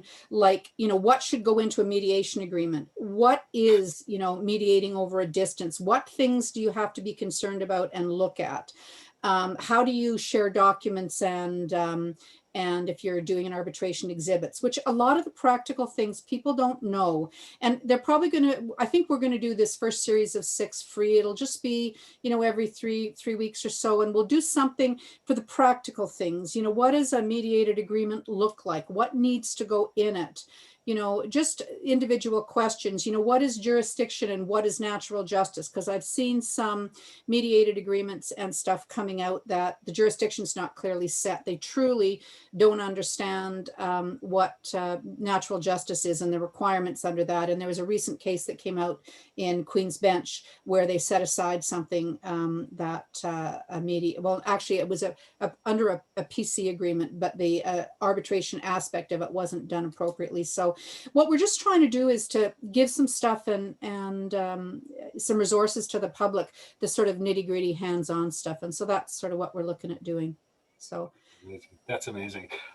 Again, well, I mean, for putting together what a 50-slide deck on a few days' notice, you know, I mean, I know it's easy; anybody could do it, but I certainly appreciate. My age, easy is relative in terms of technology. I just want to say that.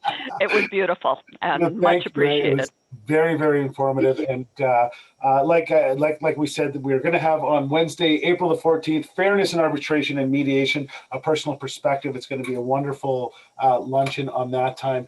And Adria will be pleased, and I know that's in the chat, will be pleased to send out to anyone the resource lists that we have. You can email me personally, Don at ADRalberta.com, or membership at ADRalberta.com. Be sure to subscribe to the newsletter. And thank you to the FOAJ as well for being a wonderful co-sponsor. We look forward to continuing these informative sessions on a week-to-week basis. Andrea, Diana, Sharon, you guys are not only friends, you're mentors. Thank you very, very much for everything.